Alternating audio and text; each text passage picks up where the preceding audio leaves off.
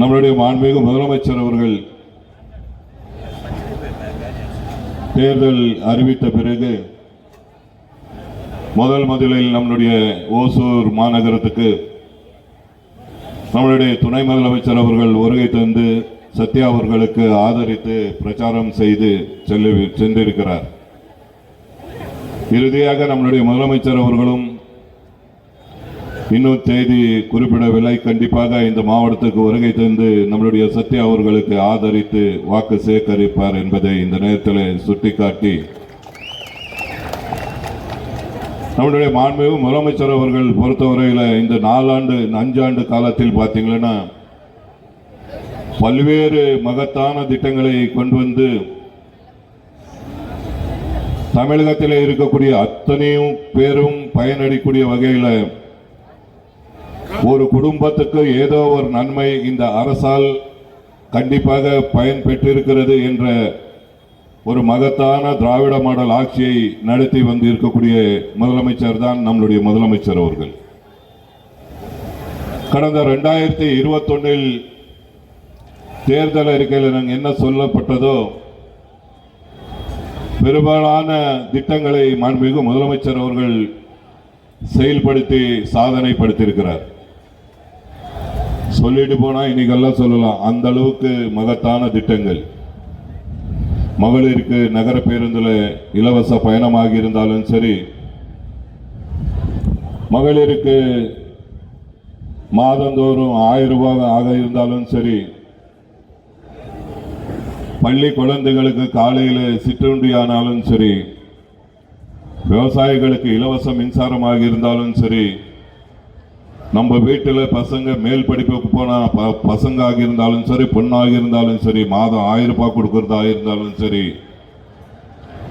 நான் முதல்வன் திட்டமாக இருந்தாலும் சரி, இல்லம் தேடி கல்வியாக இருந்தாலும் சரி, மக்களை தேடி மருத்துவமாக இருந்தாலும் சரி, பல்வேறு மகத்தான திட்டங்களை மாண்புமிகு முதலமைச்சர் அவர்கள் செயல்படுத்தி இன்னைக்கு இந்தியாவிலே நம்பர் 1 முதலமைச்சர் யாருன்னு சொன்னால் அது தமிழகத்தினுடைய முதலமைச்சர் அண்ணன் தளபதி மு.க. ஸ்டாலின் தான் என்று சொல்ற அளவுக்கு திட்டங்கள் மக்கள் மத்தியில் போய் சேர்ந்திருக்கிறது.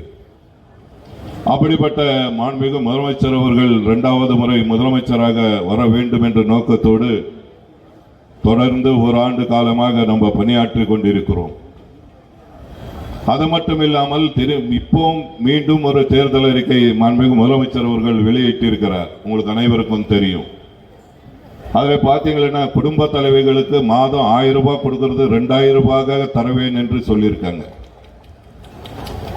அதோட இன்னொன்று நல்ல ஸ்கீம் சொல்லியிருக்காரு, அனைத்து குடும்ப தலைவிகளுக்கும் 8000 ரூபாய்க்கு ஒரு கூப்பன் தர போறேன்.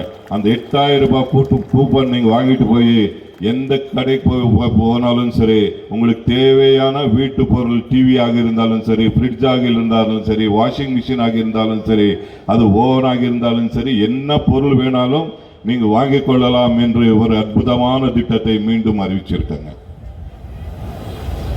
ஆகவே இப்படிப்பட்ட திட்டங்கள், ஏன்னா நம்மளுடைய முதலமைச்சரை பொறுத்த வரைக்கும் சொன்னதை தவறாமல் செய்யக்கூடிய ஒரு முதலமைச்சர் தான் நம்மளுடைய முதலமைச்சர். ஏதோ தேர்தலுக்காக சொல்லிவிட்டு செல்லக்கூடிய கட்சி திராவிட முன்னேற்ற கழகம் அல்ல. அதனால வந்திருக்கக்கூடிய அத்தனை பேருக்கும் நான் கேட்டுக்கொள்வதெல்லாம், மாண்புமிகு முதலமைச்சர் கொண்டு வந்திருக்கிற திட்டங்கள் எல்லாம் மக்களிடத்தில் கொண்டு போய் சேர்க்க வேண்டும். இன்னும் இருக்கிறதே நமக்கு ஒரு 10 நாள் தான். அந்த 10 நாள்ல ஒரு நாள் முதலமைச்சர் வருகிற தேதி போயிடும். அது மீதி பார்த்தீங்கன்னா ஒரு 9 நாள் தான் மீதி ஆகுது. இந்த 9 நாள் தயவு செஞ்சு யாரும் நேரத்தை வீணடிக்காமல் தினந்தோறும் போய் ஒவ்வொரு வீட்டிலும் தலைவருடைய சாதனைகள் எடுத்து சொல்லுங்கள்.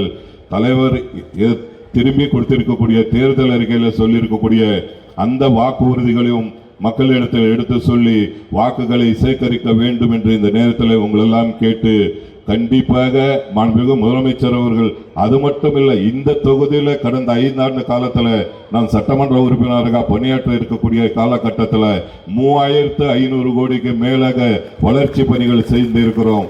அந்த திட்டங்களையும் மக்களிடத்தில் எடுத்து சொல்லுங்கள். எங்கு போனாலும் 2 வழிச்சாலைகள் எல்லாம் 4 வழிச்சாலைகளாக மாற்றிருக்கிறோம். பாத்தாள சாக்கடை திட்டம் கொண்டு வந்திருக்கிறோம். மருத்துவமனை கொண்டு வந்திருக்கிறோம், பேருந்து நிலையம் கொண்டு வந்திருக்கிறோம், பள்ளி கட்டடங்கள் கட்டியிருக்கிறோம், தார் சாலைகள் போட்டுப்பட்டிருக்கிறது. இப்படி மகத்தான திட்டங்கள் எல்லாம் இந்த தொகுதியிலே செய்யப்பட்டிருக்கிறது என்று மக்களிடத்தில் எடுத்து சொல்லுங்கள். அப்பதான் அவங்களுக்கும் தெரியும். ஏன்னா எல்லாரும் சொல்றாங்க எதுவும் செய்யலன்னு. அதிமுக காரன் தொடர்ந்து பொய் பிரச்சாரத்தை செய்கிறான். அதனால என்ன செஞ்சிருக்கிறோம் சொல்லி நீங்கள் அடிச்சு சொல்லுங்க. இதுக்கு மேல என்ன செய்யணும் கேளுங்கள். கண்டிப்பாக திராவிட முன்னேற்ற கழக அரசு தான் மீண்டும் அமைய போகிறது. அமைய போகும்போது கண்டிப்பாக மக்கள் கேட்கக்கூடிய அத்தனை திட்டங்களும் மீண்டும் நம்முடைய மாண்புமிகு முதலமைச்சர் அவர்கள் தருவார். கண்டிப்பாக நிறைவேற்றி தருவோம் என்று உறுதிமொழி கூடுங்கள் என்று சொல்லி வெல்வோம் 200, படிப்போம் வரலாறு. நன்றி, வணக்கம்.